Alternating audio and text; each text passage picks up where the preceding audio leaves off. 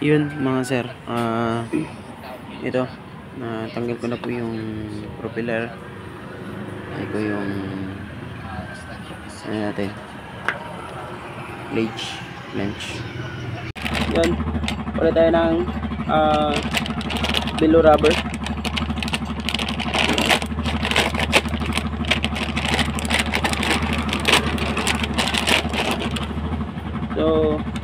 So palit pa rin ito, minsan tinatanggal to or di kaya patsagaan, lagyan natin to. Ito lang.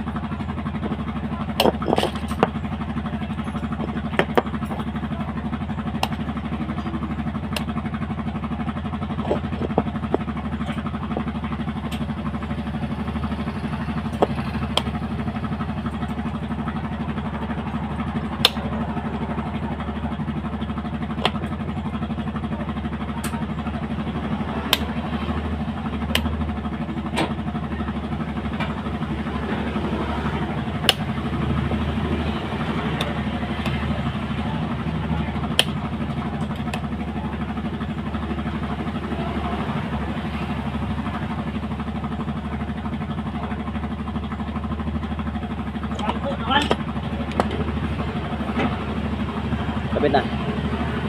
Medyo patsagaan lang talaga. Ito. Isa.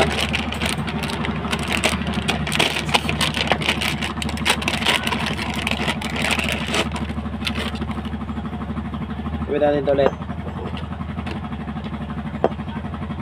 Same process.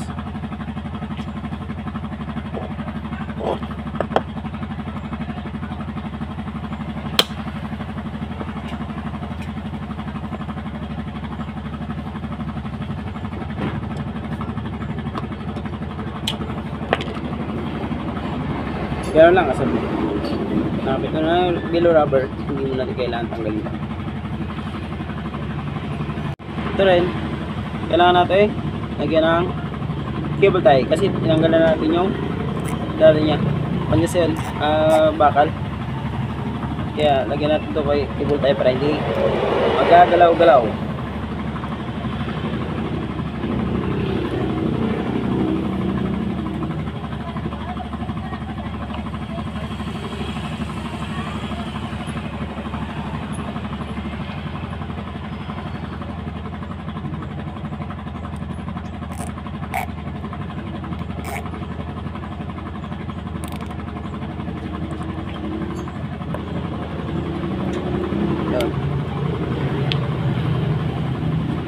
Kapit na.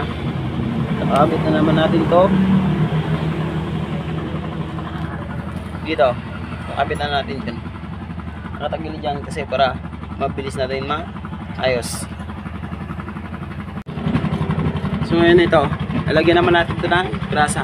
Kabilaan niya sila. Yan. Yan, kabilaan. Lagyan natin ng grasa. So ito. Ito, grasa. Ano lang, kailangan natin magkamay-kamay. Buhay mekaniko.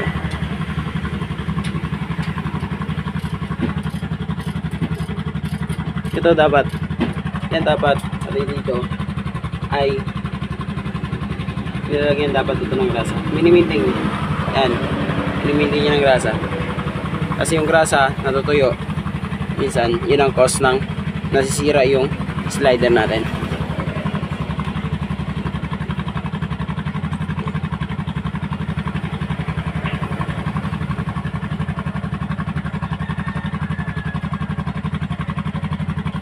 Yan. Yan po.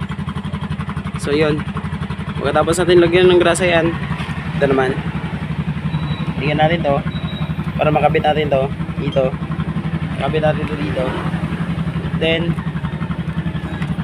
bago natin balik doon.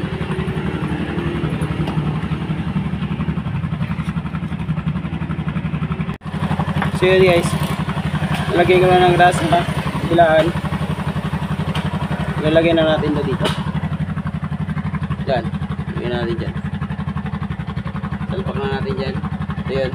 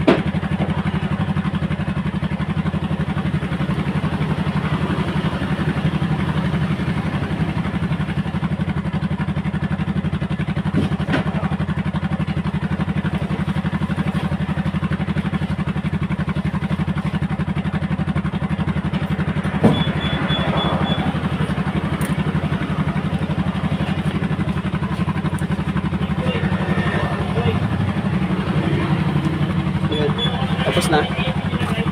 Tapos na to. Kakabit ko na lang yung bolt niya. Ano to? Dito. Sa nakakasign yung swing arm. So, tapos na to. Puputulin na natin to. Yung mga ng cable tie.